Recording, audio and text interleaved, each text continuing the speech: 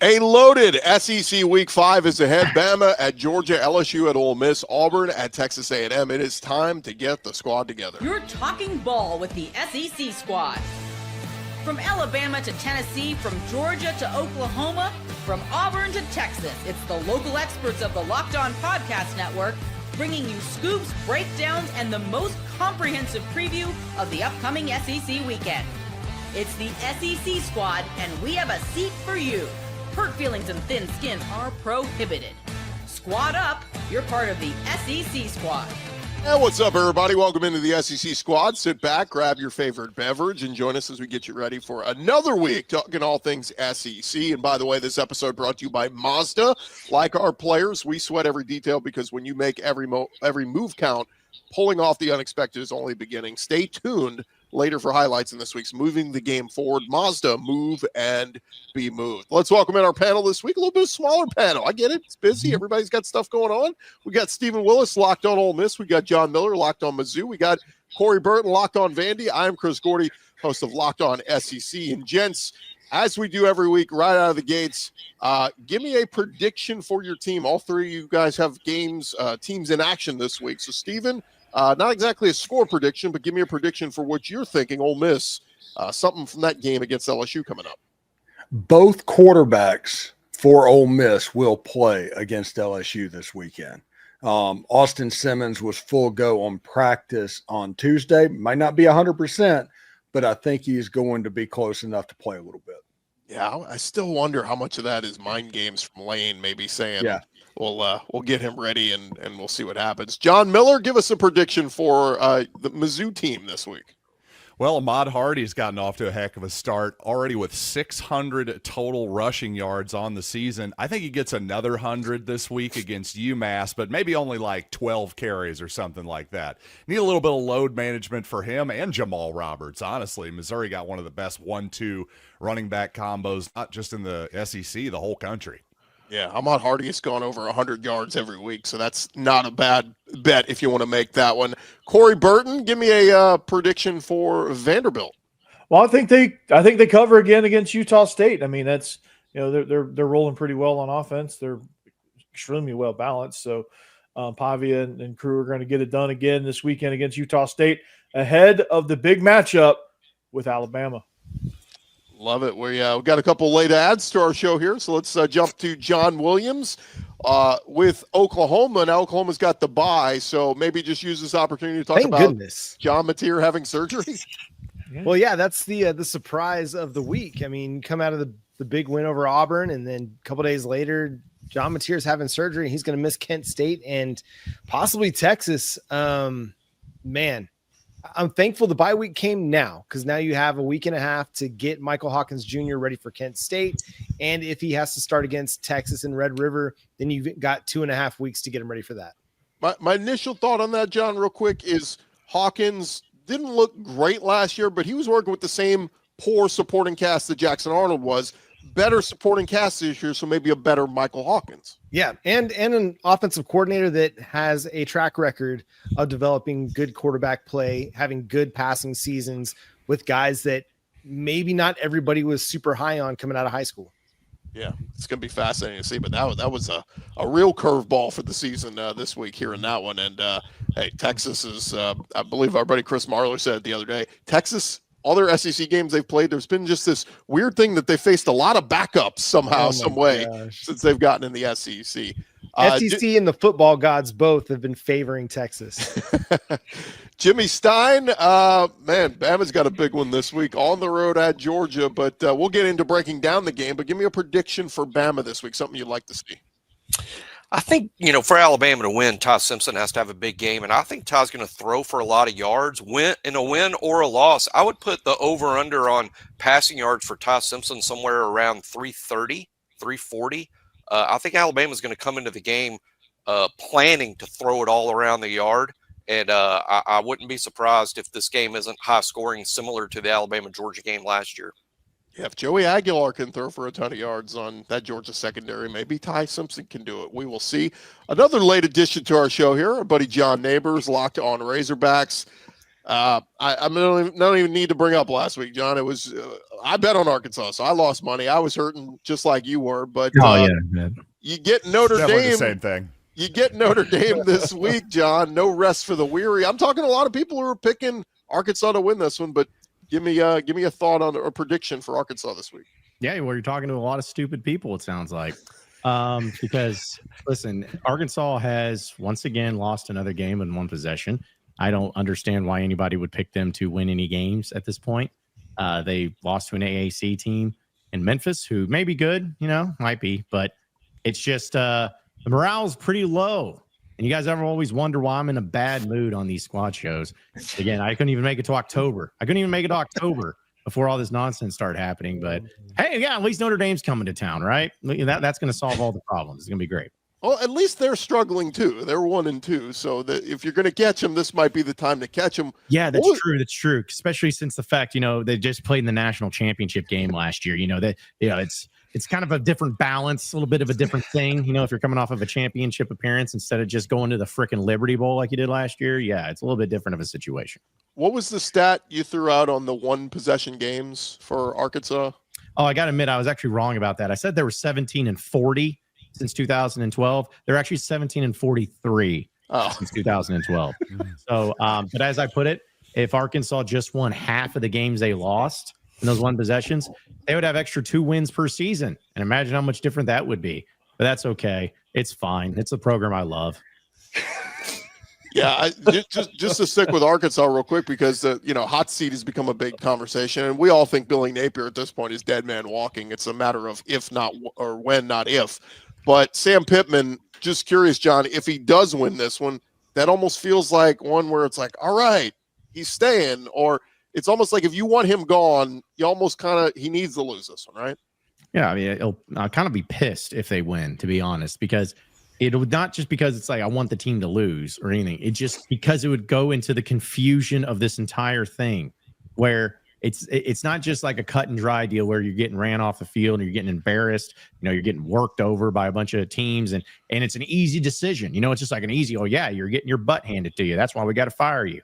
But because these games have been close, and because they've always been close, and then if you find a way to screw around and beat Notre Dame, it's just kind of like, what do we do? Like, what happens here? Like, you got to make a decision. And I still think no matter what, this is Pittman's last year. I don't think he's going to be around. But suddenly it's like, what? So what are you fighting for? What are you playing for? How does this make sense? Shouldn't you just roll over and die? But then if you don't, because then it's like, oh, we're going to be excited. Yay. And then they just get wrecked by Tennessee on the road the next week. And then you're like, so why didn't we fire this guy now? Like, it just can cause a lot more confusion. And in a way, it's like, again, I think it's going to be inevitably the same ending no matter what and the same result. But it wouldn't surprise me at all if something like that happened. Actually, you know what? What's going to happen is Arkansas is going to lose by one possession because they fumbled the ball on the goal line just for the 3rd week in a row. Why not? I mean, let's make it the trifecta.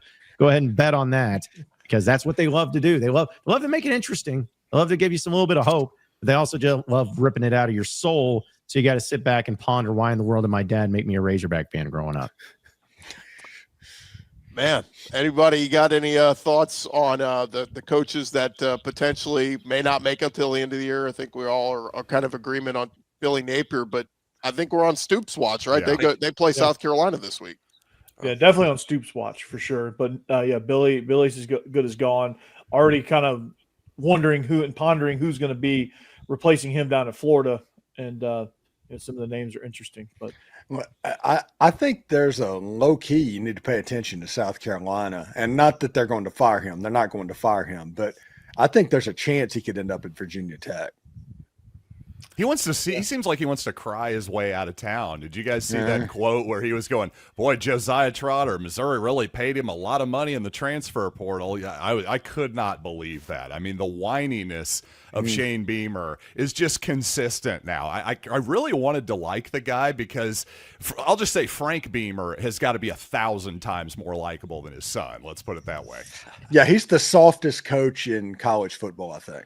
He's the most thin, he's got the thinnest skin for sure. Yeah. Because I mean, one little thing sets him off. I mean, he went off about that Lenore Sellers thing in the Vandy game, and I felt like that just put. I think South Carolina just quit after that point, and they were like, It's the second generation thing. Like you see the same thing happen down with the Dallas Cowboys. Like Jerry Jones, like super likable for the most part because he's just kind of quirky and funny. And I mean, now after 40 years or whatever, people don't like him as much. But people really don't like Stephen Jones. It's the same thing. It's like the first generation, everybody kind of likes the guy, had a lot of success. Second generation guy, maybe not as much success. He's trying to. But is he like whiny and so Stephen going Pearl? about it So in a you're not a way big that he- Stephen Pearl guy, is what I'm hearing. Yeah, no, Stephen Pearl's not going to work out. No I'm sorry, shot. Auburn.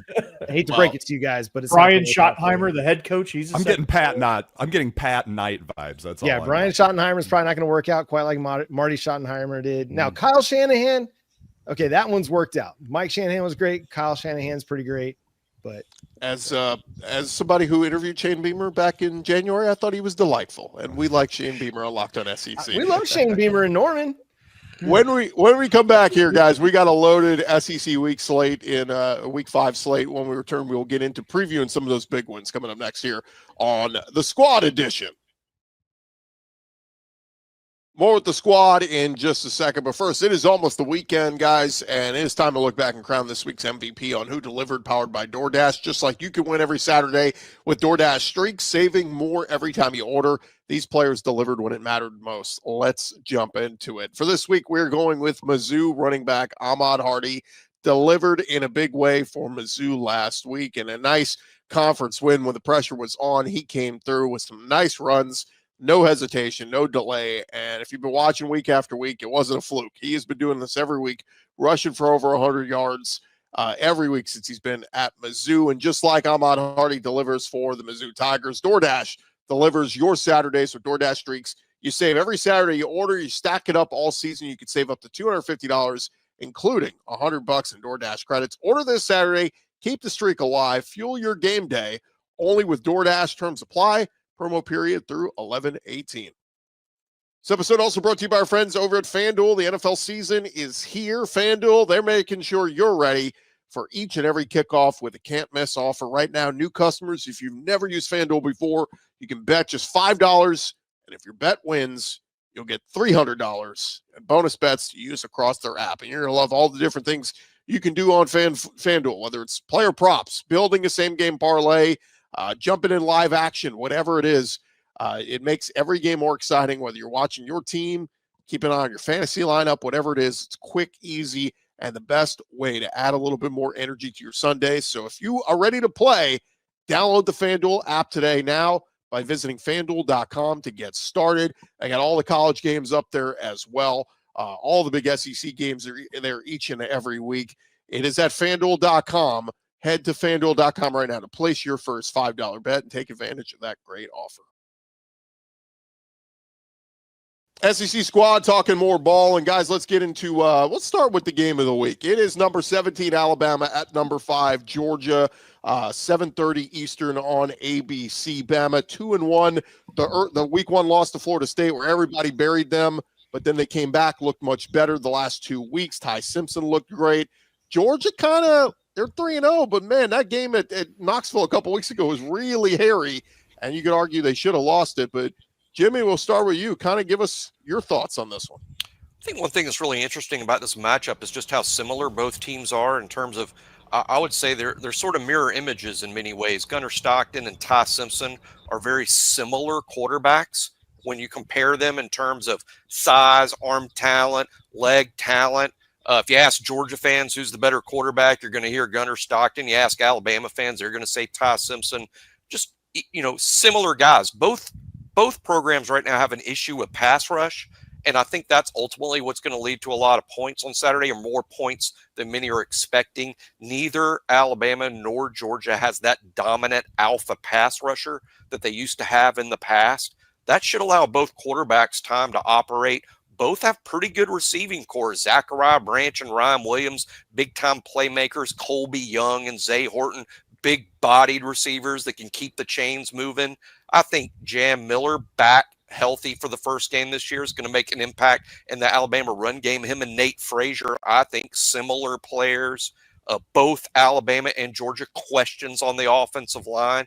So I see both teams as kind of shockingly similar considering Georgia's coming off an SEC championship year and Alabama's coming off a 4-loss season. But personnel-wise, when you're looking at these lineups on the field, there's a lot more similarities than differences. Yeah, Georgia's got to come out of the gates early in this one. Against Tennessee, they kind of were shocked and stunned, and Tennessee just kind of blitzkrieged them a little bit. But they got to come out fast. They got to play extremely clean, and I think they've got to try to gain control immediately of the line of scrimmage if they want to have a shot here. Because I think Bama, if you get Bama rolling, they can really gain some momentum, and they can really kind of put it on you. Well, the question is, will Georgia be dressed to go to a funeral? Are they wearing the black it went jersey? So well last game? time. Yeah. It went so well last time, the blackout. It was great. I think it looks cool, but yeah, because of what happened last time they did it, I mean, it's like you never want to do it again. I know Clint's not here this week. Clint Chamberlain is running scared, the Locked On Bulldogs, but I'll represent for the Bulldogs. Yeah, I was going to say, anybody want to represent for the Bulldogs here and give a reason why? Right? Well, I think it just did. Well, I think they're off to a better start to the season than Alabama is. They've got that big win over Tennessee. Obviously, Alabama struggled against Florida State week 1, turned some things around against some lesser competition the last couple of weeks. I just think Georgia's a little bit more battle tested, especially going into the game, having just played in Knoxville against Tennessee. I think they're going to be a team that's a little bit more prepared for this game than maybe Alabama is, but I think it's going to be one of those classic back and forth shootouts. I don't know if Georgia's the absolute elite team in the conference or anything, but I do think they're probably the safest bet, if that makes sense. I think there's kind of a few teams up at the top you could argue for, but if I have to pick one, it would probably be Georgia, but I don't feel that great about it, if that makes sense. Well, I mean, yeah, Kirby Smart has only had one season with fewer than 10 wins since his first season, and it was the COVID year. He's the most consistent coach in college football. Yeah, and Gunnar Stockton to me has proven a little bit that he's able to really carry the load. That was the biggest question I had going into this season is, can Gunnar Stockton do it? Can he be that dude that goes out there and makes plays when Georgia really needs it? And you saw that in that Tennessee game. That's, them coming back. They're being down 21-7. And of course, Tennessee traditionally always has the lead. But when you see Gunnar Stockton go out there and lead them down, you're like, okay, I see you can actually do it. Yeah, what I liked about Georgia in that game is, like, you saw they were a little bit conservative at the start, and they've been kind of conservative to start the season, but they've gradually kind of opened things up as Gunnar Stockton gets more comfortable. They were pushing the ball vertically down the field. That pass to London Humphreys at the end of the game was outstanding. And they were just hitting more vertical shots than I've seen them take over the course of the Mike Bobo era at offensive coordinator. So, they're just a more vertically present team. They're more confident on offense. Defense is going to kind of reciprocate that a little bit. So again, I think it's going to be a line of scrimmage game as per usual in this matchup and per usual in this conference. So that's nothing earth shattering there. But Jimmy, I think it's whatever quarterback. Yeah, it's going to be who outduels who, and that's what it's going to come down to. Yeah, one interesting aspect, Alabama's 3 games is yet to turn over the ball. Kind of one of the shocking things about the bad performance in Tallahassee for Alabama is it didn't include any turnovers. Alabama is yet to throw an interception or fumble the ball away to the opposition after 3 games. Is that going to continue? If that continues through a 4th game, kind of have to like Alabama's chances. Obviously, Georgia's defense is something, Georgia's defense going to likely create some turnover situations for them. So I do think turnovers are big in a game where 2 teams are sort of evenly matched roster-wise. And getting Jam Miller and Tim Keenan back is certainly going to help. I can't get over just watching Ryan Williams, how ridiculous he was last year in this game against Georgia, where, makes the big play again in the final minutes. And I can't get over what Joey Aguilar just did to this Georgia secondary a couple weeks ago. So I just keep looking and say, if Ty Simpson takes care of the football, it was a rough go for the points. Corners. Yeah, it was a rough go for the corners. Yeah, and then Georgia having Zachariah Branch out there doing some pretty good stuff as well. I think it's gonna be more of a shootout than we're used to. I mean, last year, of course, it happened, but typically with these teams, you're used to them being more defensive focused and it being closer, kind of like the old school Alabama LSU games. I think those are gone forever. You're not gonna get that for a while. It's gonna be shootouts, offensive, just go, and so I think that's gonna be the best part. Is the question is, which team goes out there and plays, as you said, Jimmy, the cleanest game. Can Alabama keep that going? If they can keep it clean, there's a good chance they can win this game. Same thing for Georgia. The one that makes the critical mistake is probably the one that's going to lose. Quick show of hands. Who's taking Georgia to win at home? Raise your hand. Give me Georgia in a classic Big 12 shootout. Everybody but Jimmy is taking Georgia. And I will say this, even though I'm taking Alabama to win the game, I will say the Alabama team we've seen in 2025 so far hasn't been good enough to beat Georgia and Athens. It has to be a better Alabama team than you've seen so far. They're certainly capable. It starts with a clean game.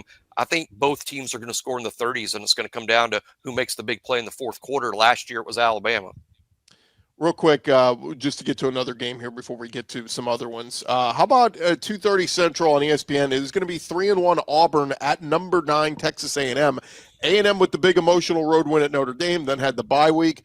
Auburn coming off of, I thought, a pretty decent showing, all things considered, particularly on defense in Norman against Oklahoma. But Auburn doesn't want this thing to spiral. You lose 2 in a row, this thing could really spiral for Hugh Freeze. But it's an A&M team that's playing really good football. I think what Auburn does well defensively can create some problems for Marcel Reed. They were able to keep John Mateer in the pocket, did not allow his legs to become a problem in the game. The question is going to be, how much do they try to attack Auburn down the field? Because Baylor had a lot of success with that week 1. Oklahoma didn't really try to go downfield a whole lot because Auburn played a little bit more coverage, played a little more shell. Will Marcel Reed be patient enough to take his shots, or will they be aggressive and just try to force the issue? Yeah, and this is just a gut punch game. If you're Auburn coming, it's just a gut punch that happens. You have to get back up and play a team that's on an emotional high coming off of a bye week. This has a chance to go completely sideways for Auburn, and they could be a very good team. But that level of emotion, listen, I'm somebody that rode the Hugh Freeze roller coaster for several years. I've seen him pull off wins against Alabama, and I've seen him go on the road and lose at Memphis. I've seen it go up and down over and over again. So you just don't know what you're going to get in this football game. And I think there's probably more of a probability that Auburn comes out flat than Auburn comes out on a high. But I will say this, to John's point, like I think this is going to be for Colin Klein. It's going to test where him and Marcel Reed is at currently with the play calling, with the playbook, because if he is comfortable enough to push the ball down the field, if he is comfortable enough to go more into the passing game and dig deeper into the passing game, I think that's where you have your shot, because DJ Durkin's going to sell out against the run and against the option, because that's what Marcel Reed is best at. You're going to force him to do what he's uncomfortable with doing. Now he's just got to go out there and execute, and Colin Klein has got to be, not scared to call some of these things down the field and then put Marcel Reed to the test. Well, I could see Casey Concepcion. There's a play where he's walking off the field, and John Williams, they dial this up. They dial up the trick play, and Concepcion just runs to the end zone with nobody covering him. How about that? No comment. One thing about that play that a lot of people haven't noticed, it was just up there on the screen on that stop. Look at this is the Auburn corner on the 13-yard line that would have this part of the field. Another Oklahoma player came up and talked to him, assuming some friendly banter. But that guy from Oklahoma goes up and talks to him before the play, distracting him, I think, because that's his side of the field. I think that Oklahoma guy talking to him played a part in that corner not noticing what was going on down there. I got a question. Back to actual football talk, like Jackson Arnold having to go from Norman to College Station. I'm praying for you, my guy. Like, Be tough. Even add to that, my question is, after you come off a game where you were sacked technically 9 times calculated, but we probably saw about 11 of those. You got sacked 9 times, and you're going against a Texas A&M defensive line. That's actually pretty good, known with a lot of high 4-star, 5-star talent. What does that look like for Auburn? How do they protect their quarterback after A&M saw an opportunity to try to mimic what Oklahoma did on the defensive line and putting that much pressure on Jackson Arnold? To me, that's my biggest question is, how do they prepare him for the attacks that we know is going to come from Mike Elko? real quick, guys, raise your hand if you're taking the Aggies at home. Anybody taking Auburn on the road? John Neighbors and John Miller, y'all both going on Auburn on the road? I am.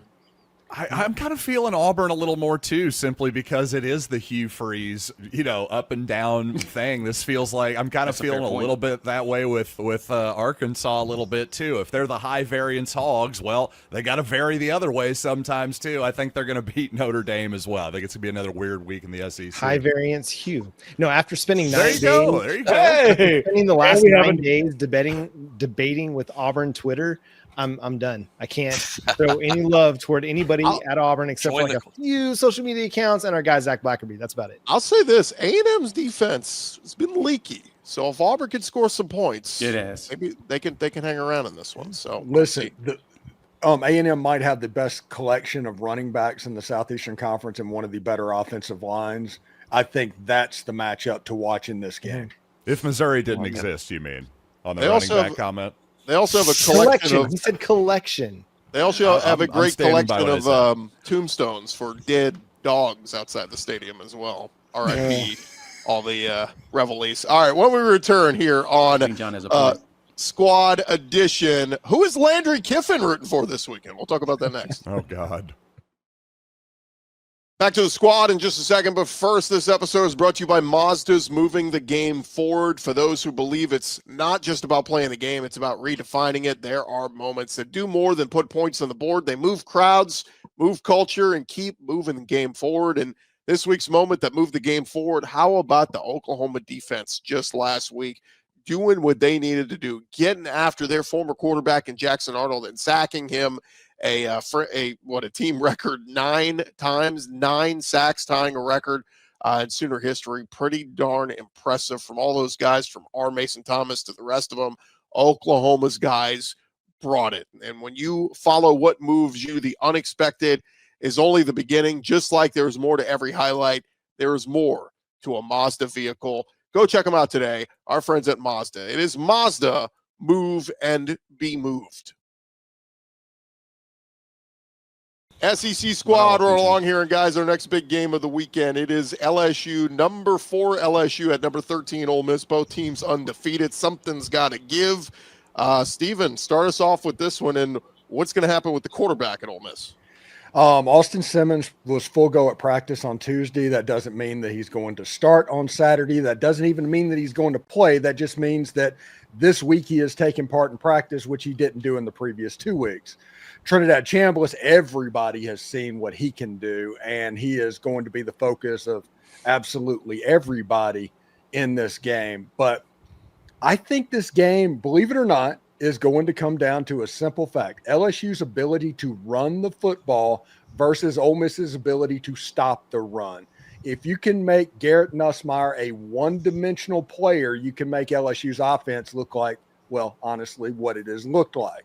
If you let LSU get started running the ball, the play-action pass works, that offense can get unlocked, the weapons, and then you have the traditional LSU Ole Miss game that could get absolutely nuts.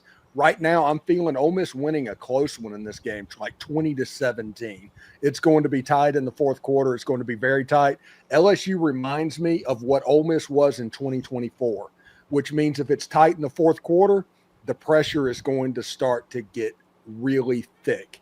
And Ole Miss needs to do to LSU what LSU did to Ole Miss last year. This will be the best defense that Trinidad has played all season long. Like in his limited time, this is easily the best defense he's played. Now, he's a dynamic player, and I'm excited to see what he does against the Tigers, but I think he's going to have a little bit more difficulty than what he did maybe against Arkansas. Yeah, that's what I'm curious about as well, is what is that defense going to look like that, that Ole Miss is going to be preparing for with LSU. Their defense is really solid. And they've done a really good job of keeping opponents down as far as points. And even like the Florida situation, they got 5 picks. Unfortunately, their offense couldn't convert because Florida has a pretty solid defense too. So I'm curious to see what Ole Miss's defensive set's going to look like in order to make sure, just as Steven said, that, if you make them one-dimensional, there's a very good chance that Ole Miss is going to pull this out. So it's going to be a nice challenge on that side. I think the offense that gets going is the one's going to win, and I don't think it's going to even be that close. I think it's going to end up being a 2-touchdown game by whoever's offense figures it out first. John Neighbors, help me out here. Didn't Arkansas kind of moved the ball pretty easily throughout that much of that game against Ole Miss, right? Yeah, they did. Not in the second half as much, but they still found ways. But I think it's always about matchups, at least in that, because I think we talked about it maybe last week, but it's like a Bobby Petrino versus a Pete Golding. Sometimes just certain coordinators match up against certain defenses, and it works out that way. But like with this, though, I don't know. I actually feel good about Ole Miss's chances. I don't think LSU's as good as maybe what I just actually want to see a crash out once again by LSU. I just want to see that in the press conference so badly. Please, We have the gift that keeps on giving. Yeah, if he starts hitting the desk, that's all I really want to see. But I mean, listen, any team, you cannot grade or gauge anything by what the Arkansas defense did against a team at all. So, hey, I just want, if LSU does win, I want Whit Weeks to have an awesome game, so Lane has to answer that question in the post game. Hey, your future son-in-law had a nice game against you. Yeah. hey, listen, can we just give the respect where it's due of college football? This is why it is the best sport that there ever is, because of something as stupid as this. Yep. Like I always bring up, I know it's an example of last year for you, Corey, but when Vanderbilt beat Alabama, they tore down the goalpost and people walked down Broadway over there in Nashville with a police escort. Yeah. Like 3 miles. helping them out. Yeah. And they tossed it into the river. Yeah. And like there's no other sport that does anything as insane as that. Well, then they pulled it out, broke it up, and sold those pieces on Fanatics for like $300. Yeah, it was insane. I mean, they walked like 3.5 miles too, carrying this big ass goalpost. Yeah, college football is the greatest for stories like this. It just is. Yeah, absolutely. And back to this game, like to me, and y'all correct me if I'm wrong, but when I watch LSU, I just feel like when I watch their offense, I just feel like they don't really know what their identity quite is or what they really want to do. It seems like they're still just trying to figure some things out with like, hey, do we want to be heavy on the run? Let me jump in there real quick, Corey, because just to defend them, they did say Nussmeier was hurt, and so they knew the defense could beat Florida, so they dialed back the offensive game. This is just what they've said. Okay. So now that they played Southeastern, the offense unleashed, this is going to be the big test. If they unload and the offense is rolling against Ole Miss, then this is what the real LSU is. But you're right. Like, okay, were you playing coy, or is that who you really are? Yeah, we just couldn't figure it out, and I don't know if you're just hiding something or if you want to try to figure it out and sort things out against Pete Golding. But like I think he's a pretty solid defensive coordinator. But I mean, it can get pretty tricky on you in a hurry in this matchup, and this matchup's usually not. And Steve, this matchup's usually pretty intense. It's too early to talk about Atlanta, but the winner of that game is in a pretty decent spot early. Ole Miss could be the first SEC team to be 3-0 with a road win under their belt. If LSU wins, 2-0, but yeah, they get a big road win out of the way, because there's the path to Atlanta includes at least 2 road wins, and they're going to be very tough to get in this league this year. Yeah, and also if whoever wins this game, if Ole Miss can beat LSU, then you go to Norman in a couple of weeks, and who knows about Thumbgate, what's going on there. So I mean, that could be that game could look a lot different than we thought. Even I did a crossover with John 2 days ago or yesterday, and it was a completely different mindset about that game than what is now. Just a couple real quick show of hands. Who's taking Ole Miss at home? Raise your hand. 1, 2, 3, 4, 5, 6. Okay. I also had Zach pop into my head when you said, just to defend LSU for a second there, Chris. No. I heard Zach's voice in my head. Hey, of course you make it about LSU. Yeah, I am Switzerland here. I'm just making a case because our buddy Matt Moscona only joins us once a year, so I had to take the LSU angle there. I just had to throw a shout out to Zach, because every time I listen to the squad show and Zach's on, that's the thing that pops up. Anyway, well, Zach's still hurting from that loss this week. 2 more guys in the conference. How about number 15 Tennessee going on the road at 4-0 Mississippi State? That line's been about a touchdown, 8.5 points at FanDuel. I mean, if you'd have put a line on this preseason, this would have been Tennessee minus 14 or something. But Mississippi State, the clang of cowbells, they're coming. Like, is Tennessee maybe in a dangerous spot here? I think they don't see are. it. Yeah. I called in the offseason this was going to be potentially the team that Mississippi State could get.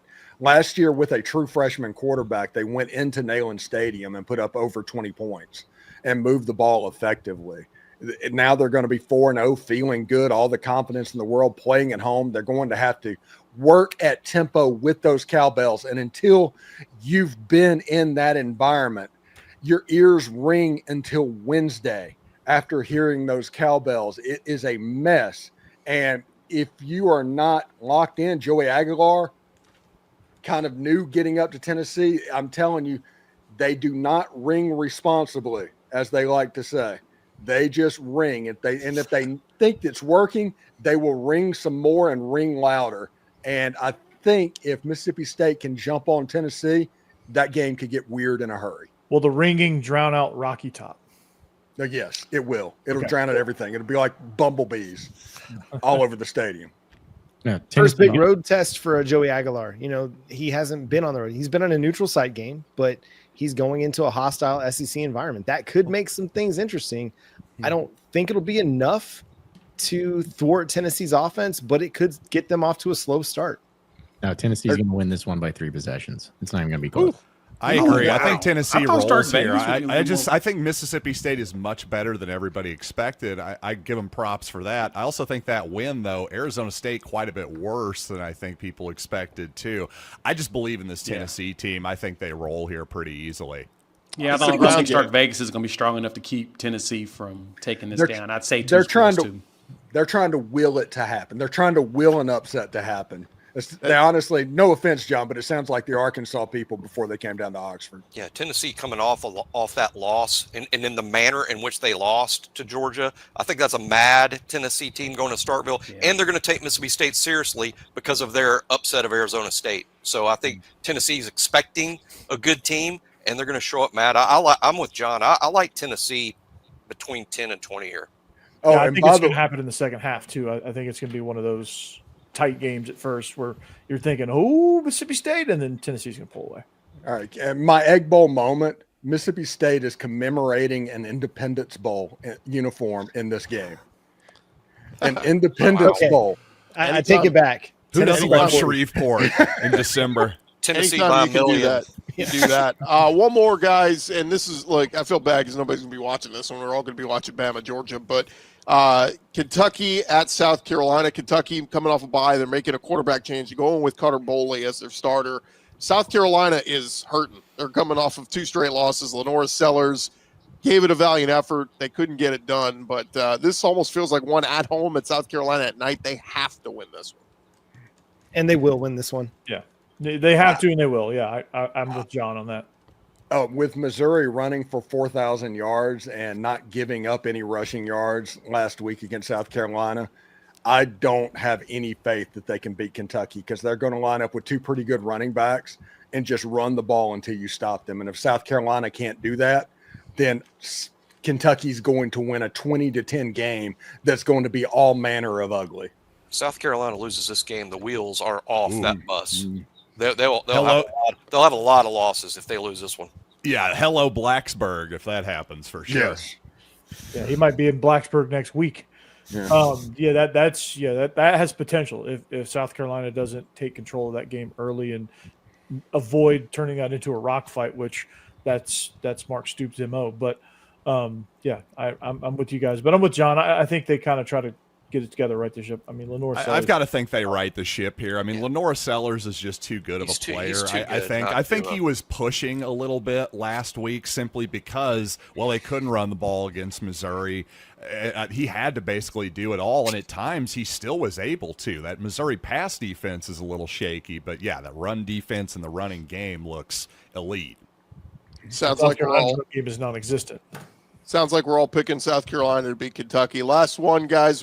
John kind of touched on it earlier, but look, we expect Vandy's going to beat Utah State. We expect Mizzou's going to beat UMass, right? So they'll be 5-0. But how about Arkansas? How many? Raise your hand if you're rolling with Arkansas to beat Notre Dame in Fayetteville. We got 4. You're all stupid. Okay. Hey! Just because you're having an existential crisis doesn't I mean you get want to it call to us happen. names.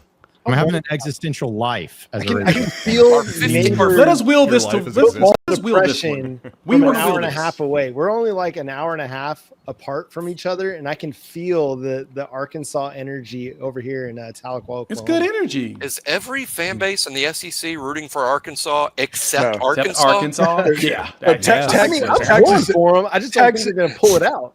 Texas doesn't root for anybody else, so Texas Texas isn't. sucks. I can see the post-game presser of Sam Pittman going, "Give it up for these fans. They absolutely brought it. What a win for this team, and I'm so excited to coach these guys." I mean, it's coming. John's gonna be like, Yeah, I who? don't think Turn he on the has that much- jukebox. He doesn't have that much energy after the games like that ever. So I don't think that's going to be the case. But listen, Arkansas is perfectly capable of winning this game. Of course they are. But again, it's like if you don't, I did a whole podcast on this Monday. If you don't have a winning culture, if you don't have a mentality to win, if you don't have the killer assassin type of mentality to close out games, you won't win. And what we saw, guys, against Memphis, and I know all you guys just were waited with bated breath to watch that game. But at the end of it, you had the backup quarterback for Memphis come in. And game was still in doubt. Arkansas fumbled on basically their goal line, but they still had all 3 timeouts. They could have gotten the ball back. It's 3rd and 9. The backup quarterback for Memphis comes in, gets stopped at the line, carries a defensive lineman and a defensive back for Arkansas to a first down. That's painful. That's not skill set. That's not talent. That is loser culture mentality. You know what? You don't. You're have right. to I'm know picking. it all. I'm picking Notre Dame. You Let me can go ahead and really switch mine to Notre convince me Dame now. too. You I'm sold going me. Notre You Dame. sold me You're on Notre right. Dame. I'm there. You're right. Yeah. It was a great take. What can I say? Good Well, job. You know what? That 3rd and 8 was bad. The first touchdown that actually gave Memphis hope when it started, where 2 Arkansas players just chest bumped the quarterback and he ran through it in the end zone, that somehow might have been worse. Thank you, Steven. I remember that play. It's great. It was a good one. Yeah, but there's so many of them to choose from. But listen, I'm just hopeful that whatever happens, and Arkansas is going to be probably sitting in a situation where they're going to be looking for a new AD and a head coach at the same time. Which last time that happened, they ended up with Chad Morris. So really, really good stuff going on over here. I can't wait. Real quick, guys, Yikes. as we wrap up, I'm just curious, what's in everybody's cup on a Saturday? What's your go-to drink on a game day Saturday if you're just watching on the couch? Bleach. Oh. John will pass you a Bellmead bourbon. All right. I'm more of a light beer guy at this point in my take a life. little drive and go give my guy a hug. I was gonna By say, the way, I like a good seltzer, but all right. can We'll I leave it just there. say, welcome Usually to like my, an ice cold lemonade because I'm coming off the soccer fields and it's stupid hot right now still in Oklahoma. Yeah, can I say hey to my lifelong rivals, the Oklahoma Sooners? I mean, a rivalry that goes back to last century. Yeah. I am just really fired up that this is an annual occurrence, and surely all of the SEC is thankful that Ole Miss and Oklahoma are going to play every year. Spanning right. 2 centuries. Yeah. Hey, it's the start of a brewing rivalry. We'll just put it that way. We Guys, love we'll it. leave it there. Thank you guys for all joining us. And hey, remember to follow and subscribe to your favorite SEC team. We'll be covering your favorite teams all throughout the season. Don't forget, I'll have you covered with Locked On SEC, part of the Locked On Podcast Network, covering your team every day. We'll talk to you guys next week. God, this sucks.